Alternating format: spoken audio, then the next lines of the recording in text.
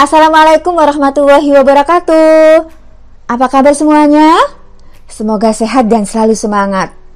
Alhamdulillah Allah memberikan saya nikmat sehat sehingga bisa kembali berbagi ilmu. Pada kesempatan kali ini saya akan menyampaikan materi teks diskusi. Silakan disimak ya.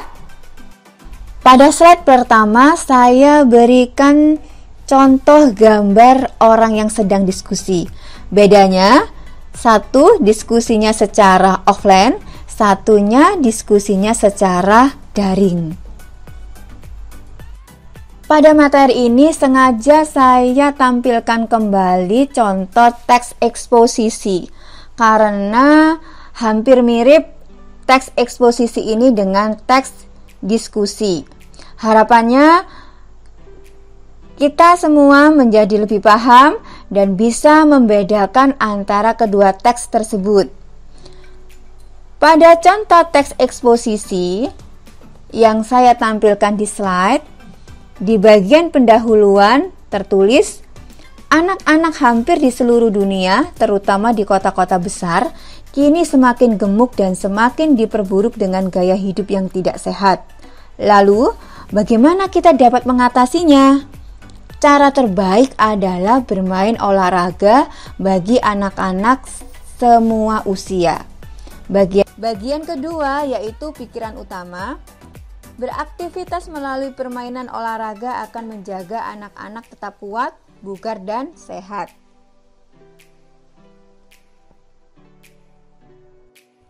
Bagian ketiga teks eksposisi.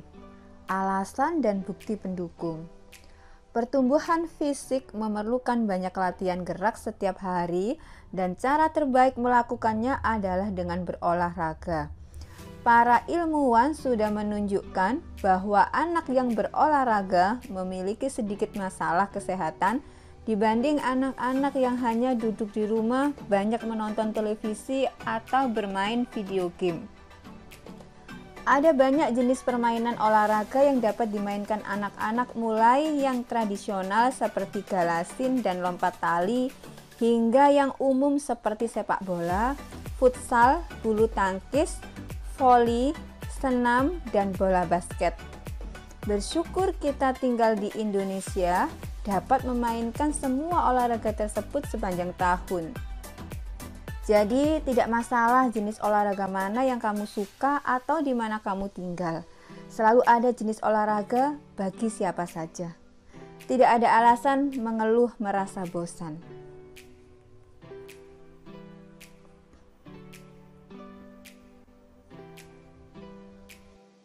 Sekarang coba perhatikan contoh teks diskusi berikut. Bagian pendahuluan.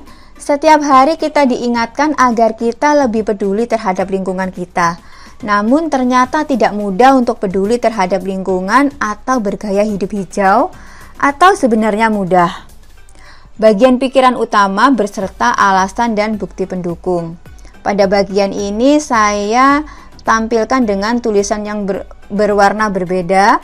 Bagian awal itu merupakan pikiran utama, sedangkan bagian selanjutnya yang berwarna putih, tulisan yang berwarna putih adalah alasan dan bukti pendukung. Berikut saya bacakan. Pemerintah pusat dan daerah sejak beberapa tahun lalu mencoba agar masyarakat lebih mudah bergaya hidup hijau. Ini merupakan pikiran utama. Alasan dan bukti pendukungnya adalah mereka menyediakan tong sampah dengan warna berbeda agar masyarakat mengetahui di mana membuang sampahnya. Tong sampah berwarna juga ditambahkan dengan gambar yang menunjukkan benda mana yang boleh pada masing-masing tong sampah. Bahkan pada tong sampah juga ditambah dengan tulisan. Warna merah untuk limbah bahan beracun dan berbahaya atau B3, warna hijau untuk limbah organik yaitu sisa makanan, tulang, dan daun. Tulisan berwarna kuning untuk bungkus kemasan makanan, plastik, kaleng, dan tulisan berwarna biru untuk kardus dan kertas. Sedangkan abu-abu untuk pembalut wanita, popok bayi, puntung rokok, dan permen karet. Dari penjelasan yang saya berikan, baik pendahuluan, pikiran utama, alasan dan bukti pendukung masing-masing berdiri sendiri. Dari kedua contoh, yaitu teks eksposisi dan teks diskusi yang sudah saya berikan di awal, maka kita bisa mengklasifikasikan, membedakan berdasarkan ciri-cirinya.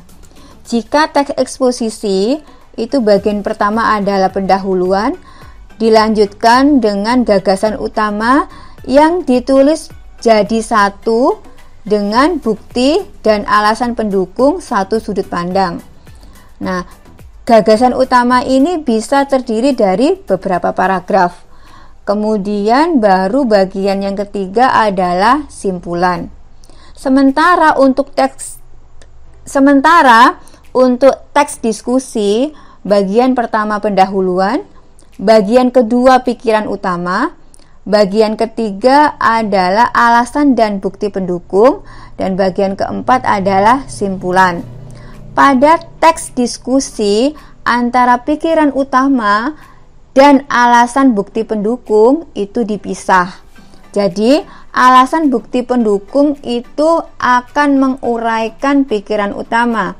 Alasan bukti pendukung ini boleh terdiri dari beberapa paragraf. Sekarang perhatikan segi kebahasaan teks diskusi. Saat menulis teks diskusi, kita dapat mengecek apakah pilihan bahasa kita sudah sesuai dengan tujuan persuasif dengan memperhatikan hal-hal berikut. Yang pertama, audiensi. Apakah bahasa yang kamu gunakan dapat meyakinkan pembaca atau pendengar? Yang kedua, berkaitan dengan gagasan. Apakah kata-kata yang kamu gunakan mampu menjelaskan dan menghubungkan gagasan atau argumen serta alasan? Ketiga, sarana persuasif. Apakah jelas gambaran posisi atau pendapat penulis dan mencoba meyakinkan pembaca atau pendengar? Keempat, kosakata. Apakah kosakata yang kamu gunakan sesuai dengan topik dan konteks tugas? Yang selanjutnya adalah kohesi. Apakah kamu menggunakan dengan tepat kata rujukan, kata ganti, konjungsi, dan kata hubung dalam kalimat dan paragraf? Unsur kebahasaan teks diskusi yang pertama, kalimat yang digunakan dalam teks diskusi menunjukkan waktu sekarang, karena biasanya berbicara tentang permasalahan aktual. Kata-kata yang digunakan menunjukkan waktu kini dan menunjukkan apa yang sedang terjadi. Misalnya adalah, merupakan, sedang, artinya, perlu, bertindak, hentikan, selamatkan, perang, kehilangan, perbaiki. Unsur kebahasaan yang kedua, kata yang mewakili pikiran dan perasaan membawa emosi dari pandangan penulis. Misalnya, percaya, yakin, pikir, rasa, suka, kagum, senang, terkejut, ragu, dan harap. Unsur kebahasaan yang ketiga adalah kata emotif, yaitu melibatkan pikiran pembaca seakan pembaca melihat persoalan seperti yang kita pikirkan. Misalnya, ganas, unik, liar, buas, berharga, istimewa, kumal, menakjubkan, berbahaya, brutal, sejuk, lembut. Unsur kebahasaan teks diskusi selanjutnya yaitu menggunakan bahasa evaluatif. Tujuannya untuk mengkaji argumen dan bukti pendukung. Misalnya, penting, sederhana, berpikiran sempit, mengancam, sangat jelas, menguntungkan bagi masa depan, lebih mudah, diharapkan, terlalu rapuh, penilaian buruk, tidak dapat diakui, hanya pilihan. Unsur kebahasaan berikutnya yaitu derajat kepastian, juga dikenal sebagai modalitas. Seberapa pasti dengan pernyataanmu sendiri? Apakah kamu ingin membuat orang setuju dengan pendapatmu, atau kamu ingin membuat orang menjadi ragu dengan pendapatmu? Misalnya, dapat, akan, mesti, seharusnya, selalu, biasanya, hampir, nyaris, tidak pernah, kadang-kadang, umumnya, tentu, pasti, harus, tak perlu dipersoalkan, hampir tidak pernah.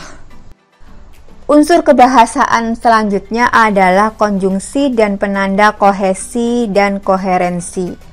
Konjungsi untuk menggabungkan dua gagasan dalam satu kalimat, sementara konektif untuk mengaitkan gagasan di antara kalimat dan paragraf yang berbeda.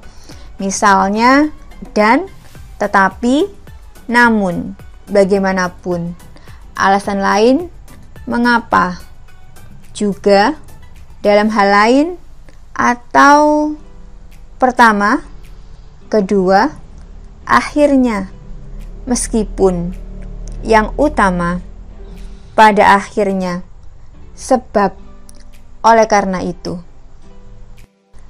Selanjutnya, konjungsi pada materi ini diklasifikasikan menjadi 3 bagian.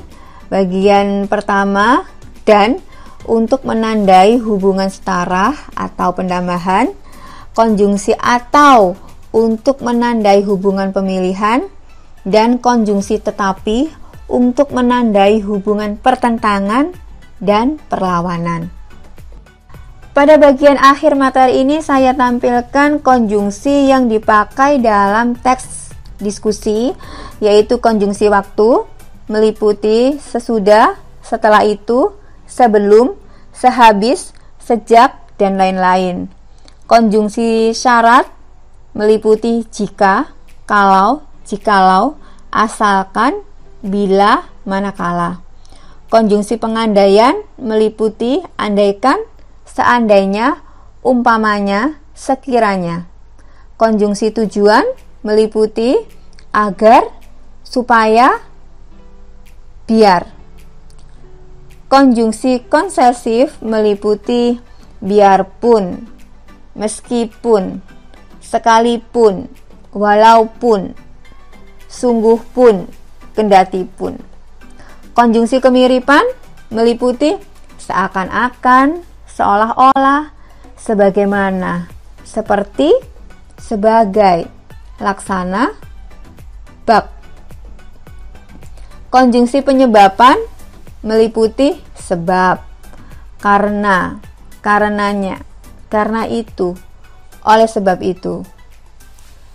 Konjungsi pengakibatan meliputi sehingga, sampai-sampai, makanya. Konjungsi penjelasan meliputi bahwa. Konjungsi cara meliputi dengan. Konjungsi harapan, moga-moga, semoga, mudah-mudahan. Dan terakhir, konjungsi urutan meliputi lalu, terus, kemudian. Demikian paparan teks diskusi pada kesempatan kali ini. Semoga penjelasan saya memudahkan memahami antara teks diskusi dan teks eksposisi. Sukses selalu. Wassalamualaikum warahmatullahi wabarakatuh.